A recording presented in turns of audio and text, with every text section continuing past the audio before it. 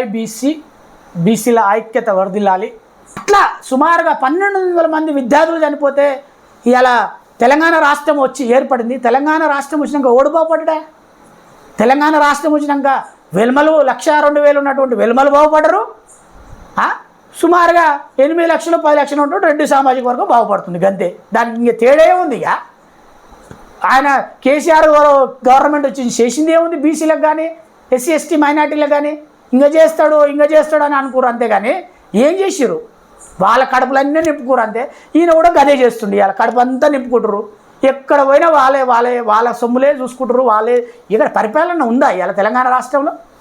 పరిపాలన ఏమైనా ఉన్నట్టు కనపడుతుందా? పరిపాలన లేదు. ఇలా విరక్తి వచ్చేస్తుంది. ఈ రాజకీయ పార్టీలు, ఈ అగ్రకులాలకు సంబంధించినటువంటి బీఆర్ఎస్ కానీ, కాంగ్రెస్ కానీ, బీజేపీ కానీ, ఇవన్నీ అగ్రకులాలకు సంబంధించిన పార్టీలు ఇలా విరక్తి వచ్చేస్తుంది. బీసీలకు అయితే విరక్తి వచ్చింది, బీసీ ఎస్సీ ఎస్టీలకు విరక్తి వచ్చేసింది.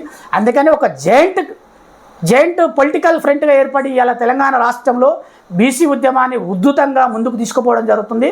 కాబట్టి నేను కోరేది ఏంటంటే, నా తెలంగాణ రాష్ట్రంలో నా 2.5 కోట్ల బీసీలను కోరేది అంటే, ప్రతి ఒక్కరూ బీసీ ఉద్యమంలో పార్టిసిపేట్ చేయండి. మన హక్కులను మనం సాధించుకోవాలి. మన హక్కుల గురించి ఎవడో రెడ్డోడు వచ్చి, ఎవడో ఎలుమోడు వచ్చి, ఎవడో బాపనాయన వచ్చి, ఒక ఆయన వైశ్య ఆయన వచ్చి ఇట్లా సాహుకారులు వచ్చి ఏమో ఫైట్ చేయరు మన గురించి. మన హక్కులకు మనం చూసుకోవాలి. మనం బీసీ ఉద్యమాన్ని నడుపుతుంటే మనల్ని హేళన చేసే వాళ్ళు చాలామంది ఉంటారు. ఏడుస్తుందిరా అనేటోళ్ళు కూడా చాలామంది. రెడ్డి సామాజిక వర్గం అంటే అదంతా ఉత్తుదే లేవా అని అంటారు. కానీ మన హక్కులను మనమే సాధించుకోవాలి. మనం ఉద్యమం చేయవలసిన సమయం ఆసన్నమైంది. ఇప్పుడు కాకపోతే ఇంకెప్పుడు వస్తుందా? ఇంతగానం ఎప్పుడు రాలే. ఒక ఆర్ కృష్ణన్న, ఒక జాదిల శ్రీనివాస్ గౌడే తెలంగాణ రాష్ట్రంలో బీసీ ఉద్యమం గత 30 సంవత్సరాలు చేయడం జరిగింది. వాళ్ళు మనకు నిదర్శనమే కాదంటలేం. వాళ్ళని కూడా ఒక స్ఫూర్తి తీసుకోవాల్సిందే. వాళ్ళు చేసేంత వరకు వాళ్ళు చేసి, వాళ్ళ చేతనైనంత వాళ్ళు చేసారు. ఇప్పుడు మనమందరము తెలంగాణ రాష్ట్రంలో ఉద్యమకారులు విపరీతంగా ఇలా యువత కానీ, విద్యార్థులు కానీ, ఇలా ఎక్కడ పోయినా ఇప్పుడు నిరుద్యోగులు కానీ, బీసీ కళాకారులు కానీ, నిన్నమనే చూసిన నా బీసీ కళాకారుడు నీ అమ్మ కత్తిపొడలాగా పాటలు పాడుతున్నాడు. మళ్ళీ కత్తితో కోసినట్టే పాడుతున్నాడు పాటలు. ఇలా ఎంత